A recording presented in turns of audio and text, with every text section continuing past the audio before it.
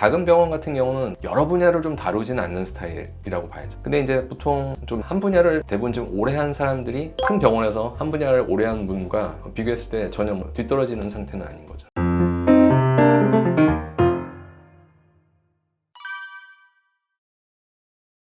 재수술이 아니라 처음 수술이면 처음 수술이 아무래도 재수술보다 난이도는 좀 낮은 경우가 많죠. 그래서 난이도가 좀 낮은 수술은 경험이 좀 적은 의사들도 좀 어렵지 않게 접근할 수 있는 부분도 있어요. 근데 처음 수술들 중에서도 되게 어려운 분들이 있거든요. 경력이 조금 작은 상태에서 쉽게 보고 수술을 이제 들어갔다가 낭패를 겪는 경우들이 간혹 생길 수 있어요. 좀 이렇게 쉽게 생각하면 그냥 단순하게 조금 낮고 작은 코 정도면 높이를 세우는 거는 그렇게 어렵지 않은데 코가 많이 휘어 있다든가 심한 내부를 갖고 있다든가 좀 심한 들창코 상태를 갖고 있다든가 아니면 비공이라든가 콧볼 모양의 문제가 있는데 그거를 잘 해결해야 좋은 결과가 나오는 경우는 좀 너무 경험이 없는 의사가 있을 때 좀 좋은 결과를 만들기는 좀 힘들 수도 있죠.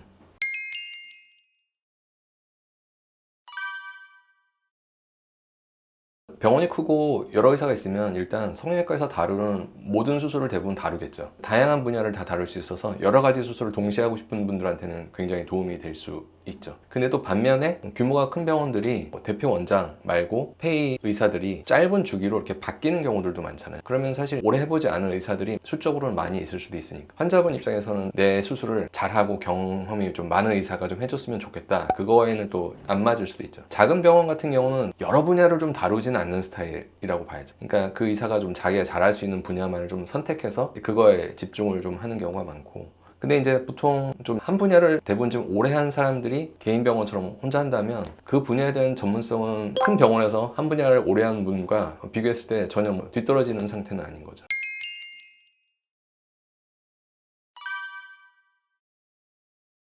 짧은 시간에 수술하고 빨리 회복하고 일상으로 이제 복귀하고자 하는 사람들 입장에서는 회복이 빠른 게 좋긴 하잖아요. 그래서 저희도 뭐 수술 내용에 따라서는 이제 상처 치료하면서 복귀 관리나 이런 것들을 이제 진행하고 그 다음에 사실 어떤 뭐 부작용이 생길지를 여부를 파악하기 위해서 조금 장기간 예를 들면 뭐 6개월, 1년 정도 이렇게 환자분을 해서 문제가 있는지 문제가 있다면 그거를 좀 해결하기 위해서 필요하다면 그런 어떤 사후 치료 같은 거를 제공하죠.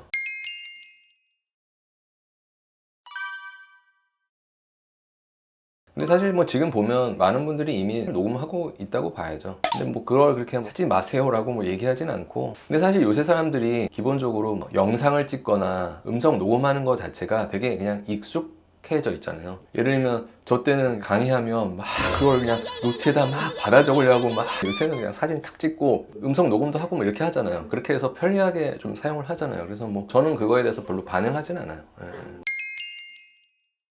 수술 상담하다 보면 이제 어떤 수술이 필요하고 뭐 효과가 어떻고 이런 얘기도 하지만 근데 그 수술이 혹시 잘못됐을 때 생길 수 있는 문제도 설명하거든요. 뭐 부작용이 이런 게 생길 수 있다. 근데 이제 또 그 짧은 시간에 상담하다 보면 때로는 충분히 그런 뭐 부작용에 대한 설명을 못 하는 경우도 있으니까 환자분도 사실 이제 본인이 하려는 수술에 대해서는 어느 정도 관심을 갖고 요새는 사실 유튜브 같은 것도 되게 많으니까 이런 수술했을 때 나쁜 결과가 나오면 이런 문제가 좀 생길 수도 있다. 이런 재료를 썼을 때 어떤 이런 문제가 생길 수 있다. 이런 정보를 좀 찾아보고 미리 좀 그런 걸 파악하고 계시는 것도 수술 결정하는데 굉장히 도움이 되거든요.